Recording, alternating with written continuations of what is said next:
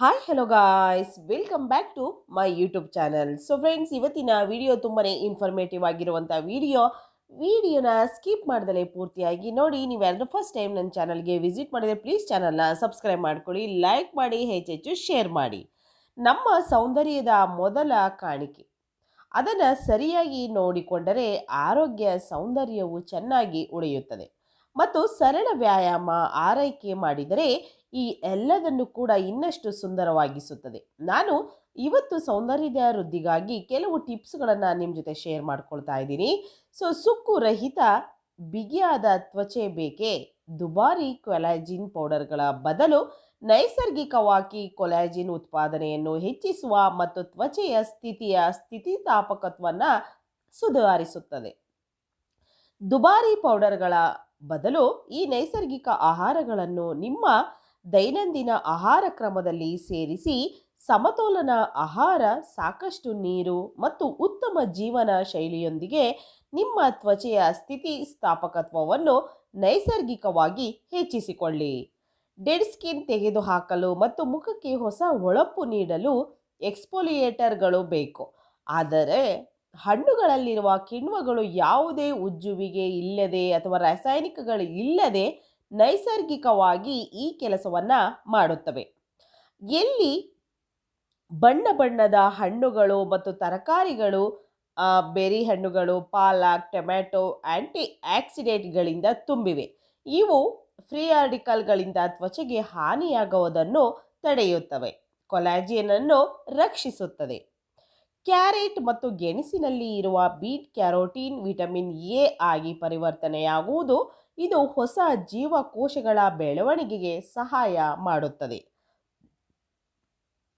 ಮಾಗಿದ ಪಪ್ಪಾಯಿ ತುಂಡುಗಳನ್ನು ಚೆನ್ನಾಗಿ ಮ್ಯಾಶ್ ಮಾಡಿ ಅದಕ್ಕೆ 1 ಚಮಚ ಅರಿಶಿನ ಹಾಕಿ ಮಿಕ್ಸ್ ಮಾಡಿ ಮಿಶ್ರಣವನ್ನು ದಪ್ಪವಾದ ಪೇಸ್ಟ್ ಆಗಿ ಮಾಡಿ 1 ಚಮಚ ಜೇನುತುಪ್ಪವನ್ನು ಅದಕ್ಕೆ ಸೇರಿಸಿ ಮತ್ತೆ ಒಂದು ಸಲ ಮಿಶ್ರಣ ಮಾಡಿ ಮುಖಕ್ಕೆ ಇದನ್ನು ಲೇಪಿಸಿ.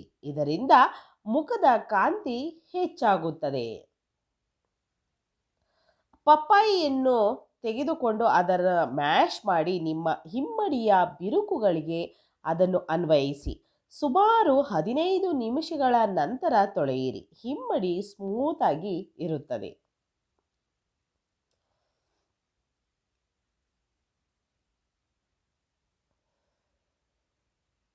ಅರಿಶಿನವು ಅದರ ಉರಿಯೂತದ ಮತ್ತು ಉತ್ಕರ್ಷಣ ನಿರೋಧಕ ಗುಣಲಕ್ಷಣಗಳಿಗೆ ಹೆಸರುವಾಸಿಯಾಗಿದ್ದು, ಉರಿಯೂತವನ್ನು ಕಡಿಮೆ ಮಾಡಲು ಸ್ವತಂತ್ರ ರಾಡಿಕಲ್ಗಳ ವಿರುದ್ಧ ಹೋರಾಡಲು ಸಹಾಯ ಮಾಡುತ್ತದೆ. ಶುಂಠಿಯು ನಿಮ್ಮ ಚರ್ಮವನ್ನು ಒಳಗಿನಿಂದ ಶುದ್ಧೀಕರಿಸುವ ನಿರ್ವಿಷೀಕರಣ ಗುಣಲಕ್ಷಣಗಳನ್ನು ಹೊಂದಿದೆ. ಇದು ಚರ್ಮವನ್ನು ಕಾಂತಿಯುತವಾಗಿ ಕಾಣುವಂತೆ ಮಾಡುತ್ತದೆ. 1 ಟೀ ಚಮಚ ಅರಿಶಿಣವನ್ನು ಹಸಿ ಹಾಲಿನಲ್ಲಿ ಚೆನ್ನಾಗಿ ಬೆರೆಸಿ ಮುಖಕ್ಕೆ ಹಚ್ಚಿ 15 ನಿಮಿಷ ಬಿಡಿ. ನಂತರ ಉಗುರು ಬೆಚ್ಚಗಿನ ನೀರಿನಿಂದ ಮುಖವನ್ನು ತೊಳೆಯಿರಿ ಮತ್ತು ಕ್ಲೀನಾಗಿ ಇರುತ್ತದೆ. ಮುಲ್ತಾನಿ ಮಿಟ್ಟಿಯನ್ನು ನೀರಿನಲ್ಲಿ ಅಥವಾ ಗುಲಾಬಿ ನೀರಿನಲ್ಲಿ ಬೆರೆಸಿ ಮುಖಕ್ಕೆ ಪೇಸ್ಟನ್ನು ಹಚ್ಚಿ ಒಣಗಿದ ಮೇಲೆ ತೆಗೆಯಿರಿ. ಇದು ಎಣ್ಣೆಯನ್ನು ಹೀರಿಕೊಳ್ಳುತ್ತದೆ ಮತ್ತು ಚರ್ಮದ ರಂಧ್ರಗಳನ್ನು ತೆರೆಯುತ್ತದೆ. ಅಲೋವೆರಾ ಚರ್ಮಕ್ಕೆ ತೇವಾಂಶವನ್ನು ನೀಡುತ್ತದೆ. ಶುದ್ಧ ಅಲೋವೆರಾ ಜೆಲ್ಲನ್ನು ಮುಖಕ್ಕೆ ಮಸಾಜ್ ಮಾಡಿ ರಾತ್ರಿ ಹಚ್ಚಿದರೆ ಉತ್ತಮ ಪರಿಹಾರ ಸಿಗುವುದು. ಪ್ರತಿದಿನ ಬಿಸಿ ನೀರಿನಿಂದ ಮುಖ ತೊಳೆಯುತ್ತಿದ್ದೀರಾ? ಇದರಿಂದ ಚರ್ಮದ ಆರೋಗ್ಯ ನೈಸರ್ಗಿಕವಾದ ಎಣ್ಣೆ ತೆಗೆಯಲಾಗುತ್ತದೆ. ಪರಿಣಾಮವಾಗಿ ಚರ್ಮ ಒಣಗುತ್ತದೆ, ಸುಕ್ಕುಗಳು ಆಗುತ್ತವೆ.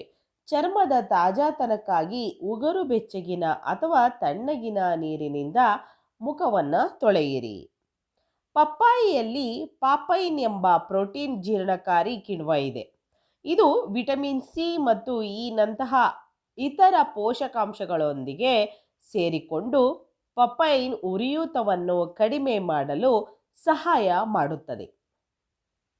ಪುದೀನ ಬ್ಯಾಕ್ಟೀರಿಯಾ ವಿರೋಧಿ ಗುಣಗಳನ್ನು ಹೊಂದಿದ್ದು ಇದು ಮೊಡವೆ ಹೊಡೆಯುವಿಕೆಯನ್ನು ತಡೆಯುತ್ತದೆ ಮತ್ತು ನಿಮ್ಮ ಚರ್ಮವನ್ನು ಸ್ವಚ್ಛವಾಗಿ ಇರಿಸುತ್ತದೆ. ಹಾಗೆಯೇ ನೆಕ್ಸ್ಟು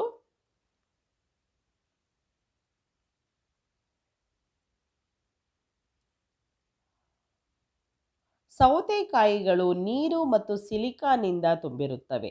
ಇದು ನಿಮ್ಮ ಚರ್ಮವನ್ನು ಹೈಡ್ರೀಕರಿಸಿ ಮೃದುವಾಗಿಡಲು ಸಹಾಯ ಮಾಡುತ್ತದೆ. ಅವು ಉರಿಯೂತದ ಗುಣಲಕ್ಷಣಗಳನ್ನು ಹೊಂದಿದ್ದು ಚರ್ಮದ ಕಿರಿಕಿರಿಯನ್ನು ತಡೆಯುತ್ತದೆ. ಮುಖಕ್ಕೆ ಜೇನುತುಪ್ಪವನ್ನು ಹಚ್ಚಿ 10 ನಿಮಿಷ ಬಿಟ್ಟು ತಣ್ಣೀರಿನಿಂದ ಮುಖವನ್ನು ತೊಳೆಯಿರಿ. ಜೇನುತುಪ್ಪ ಚರ್ಮಕ್ಕೆ ತೇವಾಂಶವನ್ನು ನೀಡಿ ಪಪೈನ್ ಎಕ್ಸ್ಫೋಲಿಯೇಟ್ ಮಾಡುತ್ತದೆ. 1 ಚಮಚ ಪಪ್ಪಾಯಿ ತಿರುಳು ಮತ್ತು 1 ಚಮಚ ಜೇನುತುಪ್ಪವನ್ನು ಮಿಶ್ರಣ ಮಾಡಿ ಮುಖಕ್ಕೆ ಹಚ್ಚುವುದರಿಂದ ಮುಖದ ಕಾಂತಿ ಹೆಚ್ಚಾಗುತ್ತದೆ. ಅಂಜೂರದಲ್ಲಿ ಫೈಸಿನ್ ಎಂಬ ಕಿಣ್ವ ಇದೆ. ಇದು ಪಪೈನ್ ಮತ್ತು ಬ್ರೋಮೈಲೇನ್ಗಿಂತ ಹೆಚ್ಚು ಶಕ್ತಿಶಾಲಿಯಾಗಿದೆ ಎಂದು ಹೇಳಲಾಗುತ್ತದೆ. ಇದನ್ನು ಮುಖದ ಮಾಸ್ಕಲ್ಲಿ ಕಡಿಮೆ ಪ್ರಮಾಣದಲ್ಲಿ ಬಳಸಬೇಕು. ಅನಾನಸ್ ಅಲ್ಲಿರುವ ಮುಖ್ಯ ಕಿಣ್ವ ಬ್ರೊಮೈಲಿನ್ ಡೆಡ್ ಸ್ಕಿನ್ ಕೋಶಗಳನ್ನು ಹೊಡೆಯುವಲ್ಲಿ ಮತ್ತು ಉರಿಯೂತವನ್ನು ಕಡಿಮೆ ಮಾಡುವಲ್ಲಿ ಅತ್ಯಂತ ಪರಿಣಾಮಕಾರಿಯಾಗಿದೆ. ಸಾಮಾನ್ಯವಾಗಿ ಬಳಸುವ ಸ್ಕ್ರಬ್ಗಳು ಕಣಗಳನ್ನು ಹೊಂದಿರುತ್ತವೆ. ಇದು ಸೂಕ್ಷ್ಮ ಚರ್ಮಕ್ಕೆ ಹಾನಿ ಮಾಡಿ ಸೂಕ್ಷ್ಮ ಗಾಯಗಳನ್ನು ಉಂಟು ಮಾಡಬಹುದು. ಹಣ್ಣಿನ ಕಿಣ್ವಗಳು ಮಾತ್ರ ಚರ್ಮಕ್ಕೆ ಹಾನಿ ಮಾಡದೆ ಸೌಮ್ಯವಾಗಿ ಕೆಲಸವನ್ನು ಮಾಡುತ್ತವೆ. ಸಕ್ಕರೆ ಸಿಹಿಯಾದರೂ ಚರ್ಮಕ್ಕೆ ಇದು ವಿಷ. ಹೆಚ್ಚು ಸಕ್ಕರೆ ಸೇವನೆ ಚರ್ಮವನ್ನು ಹಾನಿಗೊಳಿಸುತ್ತದೆ.